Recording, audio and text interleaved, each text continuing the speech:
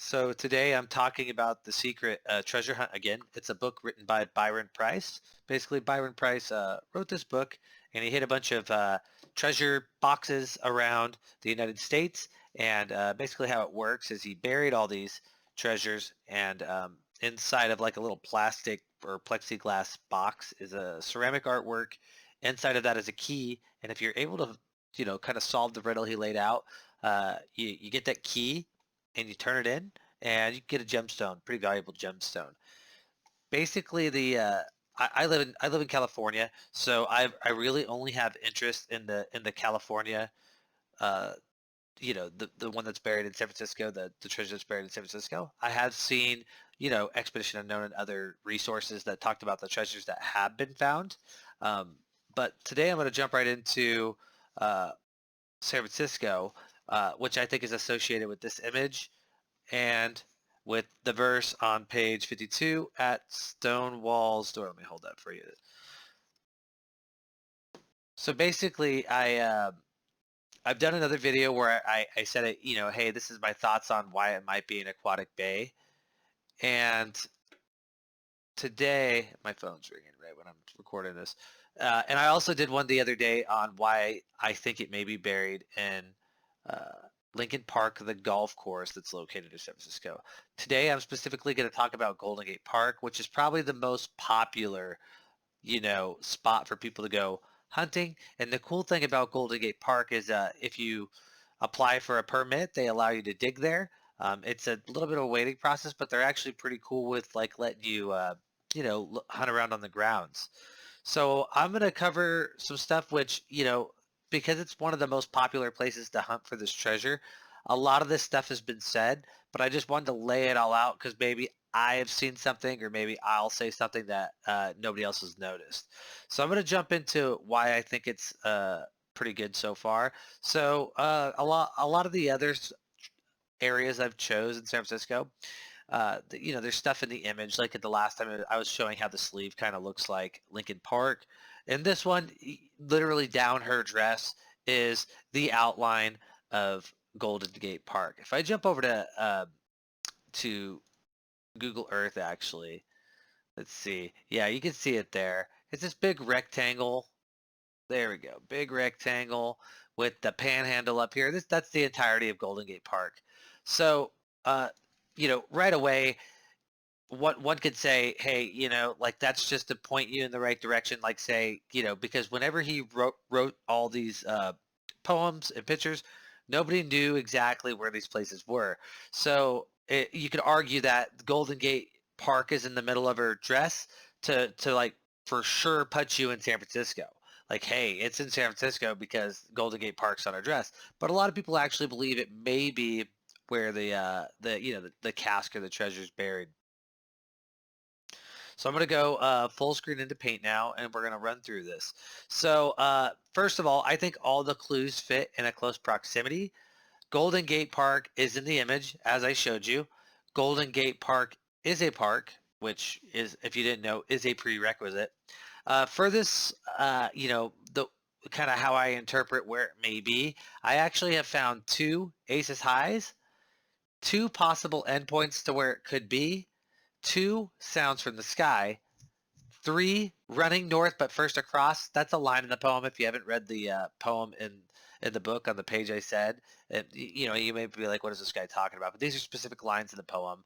I found two for the object of Twain's attention, and actually this Golden Gate Park is my personal favorite for the line, giant pole, giant step to the place the cask is kept. So I'm going to jump right into it. As you can see, we got this map here. And the cool thing about it too, let me actually get my pen out and show you this. And this is why a lot of people like it. It's actually pretty to scale. You have the Strawberry Hill right here. And actually that's a place in Golden Gate Park. Boom, little Strawberry Hill. Her arms are crossed over, as you can see. She's got this crossover going with their arms. That's actually not bad for drawing. I normally do really bad at drawing. Highway 1 that runs through the park is also in the middle of the park called Crossover Street. And if you see her hands are crossing over. So I thought that was pretty interesting, that our hands are crossing over, and it's called Crossover Street with, Strawberry Hill here. This GH has been interpreted as different things, but people have argued that, hey, GH is Great Highway, which runs along the bottom of the park down here. So that's just a cool thing that kind of tells you, okay, this is for sure Golden Gate Park, because not only does it look like Golden Gate Park, just the outline of it, it has Strawberry Hill in there, Crossover Street, and all that wonderful jazz. So I'm going to move on. Let me actually get rid of some of these drawings so it doesn't get too messy on here. And I'm going to talk about what the possible on her collar, the GHs are. In other videos I've said that they're Ghirardelli, or, I haven't really been able to figure out what they are in some of my other arguments. But with this one, you have Shakespeare Garden, which a lot of people think is a possible start point. If you look at it, you do have a capital G here. That's pretty good. And a lowercase h here. GH, as it's on her collar. So a lot of people think, hey, it may be Ghirardelli. Maybe it's just two of the letters from, Shakespeare's Garden. That's a possibility. Also, like I said, at the bottom of the park, that's right. Oh, there we go. Right there is the Great Highway that runs along like where the ocean's at and the beach. And realistically, how a lot of people view this, how it works for it, is they see Shakespeare Garden as the start point. The first line in the poem is at Stonewall's door, the air smells sweet. So for the beginning part of this, I'm actually going to now jump into Google Earth, and let's do it this way. It might have just shut off. There we go. Okay, I'm on Google Earth now, so I'm going to pan around to show you guys kind of what the common uh, you know idea for this is. So over here is the Music Like Concourse, right? With I actually can't remember the name of it starts with a D. Oh my gosh. But the museum that they have in San Francisco is right here. Shakespeare Garden is, I believe, right here in this green mass. And then, oh yeah, I just panned over it. It says Shakespeare Garden. And then right next to Shakespeare's Garden is Fragrance Garden. So the first line of the poem is, at Stonewall's door, the air smells sweet. So fragrance, if you look up what fragrance means, you have Fragrance Garden, and fragrance means sweet, so air smells sweet. Hey, you're at Fragrance Garden. High Post is 3. Most people associate that. Let's see if I can actually get them in view with Sutro Towers, which I think is, yeah, I think it's right up there. I think that's Sutro Hill or whatever right here. So Sutro Towers are right up here. So their high post 3 is Sutro Towers. So you're at Shakespeare Garden, Fragrance Garden, and from there, people seem to kind of diverge and go different ways. So it's Stonewall's door, the air smells sweet, not far away, high posts are 3. Education and justice for all to see, which a lot of people interpret that as either the roads that go through here, because you have like Martin Luther King Boulevard, or maybe it's this is the Museum of Sciences here. There's a planetarium in there, which is also cool because in the original picture, there's moons above it. So that line, they kind of jump around. So where people start to get more direction is from the line sound in the sky near Haces High. Well, right here you have the music concourse, and right here is Strawberry Hill that I talked about in Crossover Street. So I'm going to go back. I'm going to flip over back to Paint, and what we have here, okay, so we're looking at the possible start point. This is actually the Shakespeare that they have in Shakespeare Garden, and this is the front gate. And I'm going to scroll down. And this is the Music Concourse building right here. And this is something I don't think anybody's ever thought about. So at Crossover Street, they have these, I think a lot of them were put in during World War II, but they're sirens. San Francisco had a lot of machine guns on the coast and stuff like that. They thought it was like a viable place to get attacked during World War II, from, the West Coast, right after Pearl Harbor. So a lot of these speakers were put in, not to mention they had speakers like this for the earthquake system and whatnot. But actually at Golden Gate Park, which I'll go back and show you where it's at specifically, at the ends of Crossover Street here and the ends of Crossover Street here, actually specifically right here and right here, they have those same sirens that I just showed you. So at this point in the poem, I don't know if a lot of people have seen that, but the most people end up going on this side of the park or this side of the park, towards Crossover Street. I'm under the belief that actually coming towards Crossover Street is a better, you know, I guess to me it's a better way to go. So you have Sound in the Sky near Aces High, which this is Highway 1 right here. So a lot of people think that he did a little clever thing there. Like when aces are high, they're even 11 or 1. And so Aces High being Highway 1. So which is pretty clever. I don't know if that's just people interpreting that the wrong way and making stuff up, but I thought that was a pretty cool interpretation that I got from probably one of the groups I'm in. I also right here, if you look at this road, if you look at the image of her, this does kind of match her hairline, but that's just me kind of reaching. So so far we've moved from Shakespeare Garden, and you can either go up this way and stay around the museum. A lot of people even end up here, or you find yourself going down the park a little bit past Stowe Lake. So now as I switch back to paint, uh, we're going to look at some possible interpretations. So I have these 3 images here. And the cool thing about these 2 images is this guy right here, Sarah, him, has this cross. And so if you're up on the top part from the orientation I was showing you, Sarah's right above the music concourse, and it says running north but first across. And actually the road that he's sitting on is running north, and he's holding a cross. So what I'll do is I'll show you actually, because we do got a little bit of time. I'm actually getting through this pretty quick. So let me scroll up. So right here you have the music concourse. This is that music concourse structure I showed you. I don't know if you can see me circling it. Over here, specifically this little bushy guy right here, is with the Sarah statue with the first across. This right here runs north. Whenever you look at it on the GPS, this is going north right here. So running north, but first across. And then the next line is in Jules' direction is an object of Twain's attention. What I interpreted Twain's attention originally, because I was in the military and the word attention means something different to me, was this statue right here. So you got Sarah here running north, and you got this statue here. And I'll go to paint actually and show you what I'm talking about. So that statue right there is actually the Ulysses S. Grant statue you see right here. Now, interesting fact about Ulysses S. Grant,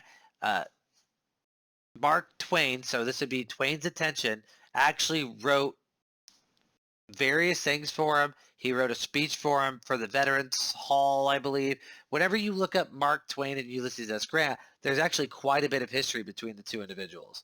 And this Ulysses S. Grant is all around where the Shakespeare is, the Fragrance Garden, the Music Concourse. And I'm a firm believer in all the clues have got to be somewhat close to each other. He's not going to make you run all over the place. So to give you a perspective, if I pan out right here, Shakespeare Garden, Fragrance Garden, Ulysses S. Grant statue, Sarah, Music Concourse. So in this little bubble, you're able to kind of jump around to all those. Now, I may be reaching there, but I think that's a pretty common, other people have found those clues. Maybe not so much the Ulysses S. Grant, but that I think that it's arguably a object of Twain's attention. If the author didn't even think about that, or if I'm just piecing it out, a reasonable person could see like, hey, attention. Ulysses S. Grant is famous for being a military general, and that's an object of Twain's attention. And honestly, where that would leave you is the DeYoung Museum. See, I just remembered it. I think that's what it's called, the DeYoung Museum. That's right here. Now, since the earthquake in the 1990s, this whole area, including the music concourse, has all been dug up, completely dug up. They have like an underground parking structure, all kinds of crazy stuff. This is famously where if before they used to have all the Egyptian exhibit, and a lot of people think that the Sphinx, that I think is still out specifically, has the face like the lady he used in his artwork. So if it's here, say that is Twain's attention to use this grant, it's 100% crushed up and gone, which is kind of sad. But I'm going to show you why I think it may be at the other side of the park. And it's actually pretty cool how I, using, other people's ideas and talking to other people, kind of worked my way this way. So when you hit Crossover Street, this is Crossover Street right here, aka Highway 1. There's also a huge cross right here. I threw an image up for it because if people don't think that Crossover Street is good enough running north but first across, you got this cross right here. And that gigantic Celtic, or I think that's how you say it, yeah, Celtic style cross is right there where I showed you on Google Earth. So looking at Google Earth, and we're right here at Crossover Street. So let me show you the difference. Start point here, and we're already at Crossover Street. That's a pretty big walk, considering everything else that was over here is kind of tight knit, and it's right in there in that little circle. So we're at Crossover Street with the cross being right here, and so it's running north, but first across in Jules' direction is an object of Twain's attention. Now, I've heard all kinds of different Twain's attention that's in this direction. One that I actually used in the other video is if you come to the end of Golden Gate Park and you're on the Great Highway, you actually got the Cliff House that's like right over here, specifically right here. So, hey, maybe you're over here at Crossover Street and you kind of got to walk in this direction, and boom, you'll hit Cliff House if that's what the object of Twain's attention is. I know historically by the windmills they have had here, they've had different boats, ships. I wouldn't call them boats because they're a little small, and specifically steamships, which I've mentioned in my aquatic bay. My aquatic, why I think it may be an aquatic bay. And so if those ships are there, basically you got to find something that works with Twain's attention that gets you to the side of the park. If you haven't noticed, I don't really have anything that's like crazy solid. But the next line, and which is the final line, final lines, if you will, of the poem is, we're here at Shakespeare Garden, we're working our way, and it's giant pole, giant step to the place the casket's kept. So when you get to this side of the park, if you look at it, this looks like a giant step, and cooler than that, it's a polo field. The last line being giant pole, giant step to the place the casket's kept. So, maybe coincidence. Also, I noticed that the water here, which I think is mainly for fishing and whatnot, has like similar blue rectangles on her sleeves. I don't know when that was put in, but I've been looking in this area a lot because I was stuck in Golden Gate Park like a lot of individuals who start this treasure hunt. But that's crazy, right? Giant pole, giant step. To me, that can't be a coincidence. It's a little sketchy because I'm missing stuff in between. There's something I'm missing that's big.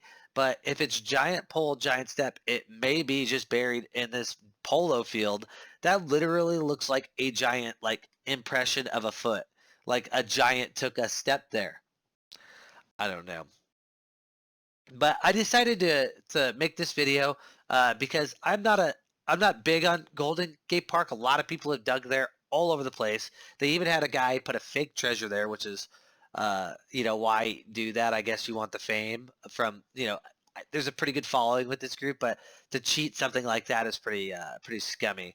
But I'm a big fan of my ideas with Aquatic Bay, and I'm a big fan of my ideas actually with Lincoln Park, the golf course. But I have a lot of issues with Golden Gate Park, and one of the main one is the park gets renovated more than the other areas we talked about.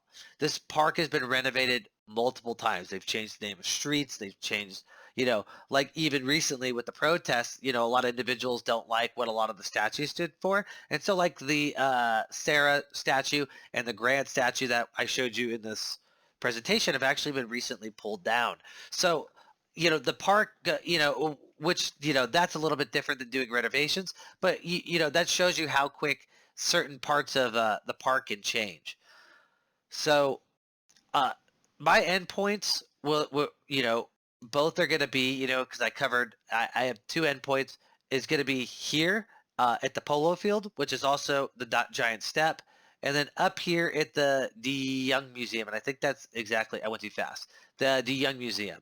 If it's this area, like I said, it's completely renovated, and there's like almost a 99.99 chance that that plexiglass box in the ceramic was broken up. But I've also heard other interesting things. That's why I really like doing these videos, because I can get a lot more to you instead of like typing in the groups that I'm in or having individual chats with people. A lot of people like to private message me about this kind of stuff. They don't like to actually comment on anything that I say, because they think that we're all like secret agent man. We're gonna figure it out.